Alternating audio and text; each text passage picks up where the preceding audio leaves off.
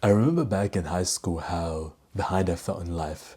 My friends would be getting jobs, they'd be playing sports during lunchtime, and they'd be going to the gym together after school, getting big and strong, while I was still skinny fat, didn't have any gym membership. I would not play sports to the point where the little kids would come up to me, see me in my senior uniform, tell me, "Oh, why aren't you playing any sports?" I'd lie to them. I'd tell them, "Oh, my leg's injured. This veteran, me, the veteran, I can't play anymore. Season-ending injury."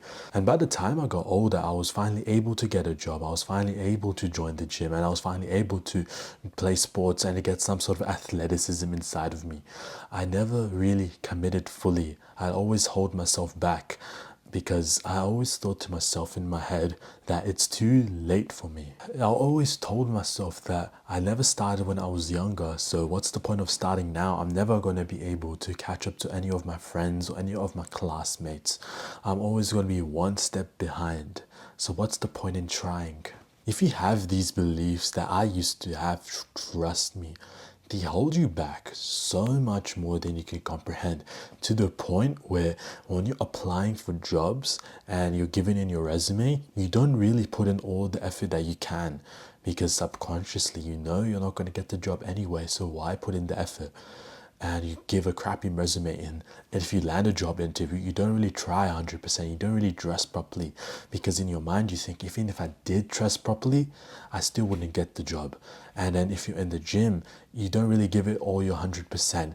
You kind of give lackluster sets. You don't push yourself to failure, because you know that even if you do go to failure, you're not really going to be gaining all that much muscle, and the muscle that you do gain is not going to be very impressive compared to the other guys who've been training for years and years. And if you're playing sports, you're not going to be really trying 100%, because once again, you're not going to be as good as the people who had been playing for years before you. So why even try? What's the point in trying if you're going to be completely crap in front of them anyway? That's what was circulating through my mind when I was going through this period of my life.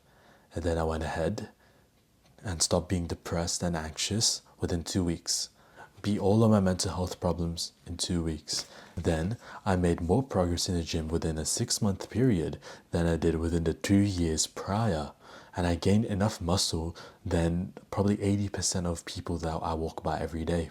And after 1 year of training in MMA, still kind of bad because I've only been training for like 1 day a week. But I'm starting to get there. I'm starting to gain that level of athleticism that I had been wanting my entire life. See, the problem was I was right the entire time. Every time I told myself that it's too late for me, I'm going to be playing catch up, that I should have started earlier, it was all correct. It was all the truth, that I should have started earlier. I should have started working when I was 14, 15. I should have played sports when I was even younger. I should have joined the gym as soon as possible, and I should have gotten a job. It doesn't stop me from starting today, because that's the truth, right? I should have started earlier, but it doesn't mean that I can't start today. Of course, I'm going to be playing catch up, and so what? And so what? What's better? You just sit here in your room and give yourself empathy points and get sympathy from other people around you about how it's too late for me and ruin your life? Instead of just getting up and telling yourself, you know what, I made some mistakes in the past. I should have started earlier. I should have done this and that. I'm going to learn from my mistakes and start today anyway. You can give yourself permission to do that. Because to be honest, this is another thing. Being late and having those feelings of regret is probably the best possible thing that ever could have happened to you. Let's say that you weren't too late. Let's say that you played sports when you were at a young age, you joined a club, you got good at the club, and you became one of the best performing players in that club. Let's say you went to the gym at an early age and you started to get real big, real strong. Let's say you got a job very, very young and you got a lot of experience, and you started to get higher level and higher level jobs, and you started to get paid and paid more. Knowing the type of person that you are with your personality, you would have stagnated. You would have gotten comfortable. Yeah, you would have literally peaked in high school if you started earlier. But now that you started later, you almost have a chip on your shoulder. You have something to prove to yourself, to other people, that no, even though I am too late, even though I should have started earlier, I'm still going to catch up and put my best foot forward, and using that as your motivation, as the discipline of why you wake up every single day, no matter how tired you are or how cold it is or how much you don't want to get up and you want to relax for the day.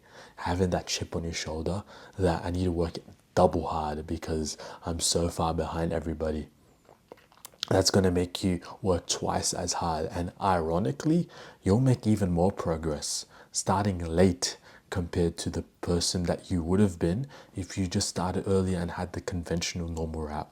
Isn't that cool that the thing that you thought was terrible and was the thing holding you back is going to end up being the thing to propel you forward, to end up being the thing that will be your saving grace? It's just that you had to change your perspective on it. You thought that it was a bad thing, that it's too late for you, but it's actually the best possible thing that could have been happened to you. And of course, that's only the case if you act on it. If you're going to continue to just sit in and moan and complain, talk about how it's too late for you, of course it's going to be even worse. So this is only effective if you act on it.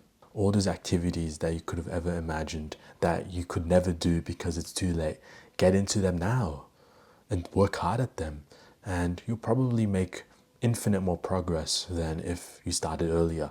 You will probably catch up much quicker as well than you would imagine, and probably get ahead of all those people that once upon a time you thought you were far behind. That's exactly what I did. That's exactly what I realized, is that I shouldn't let my past dictate the way I act today. Of course, I made mistakes in the past and I regret them, but I can still do whatever I want today. Just because I acted a certain way doesn't mean I have to continue acting a certain way. And if you're telling me that, Isa, I'm a special snowflake, all the things that you're telling me, they don't apply to me, I'll tell you now, a lot of your favorite athletes, a lot of your favorite musicians, business people, actors, whatever, they had the same exact beliefs that you had. And if you look at even very smart scientists, a lot of them you'll talk to them, you'll read their like biographies or whatever.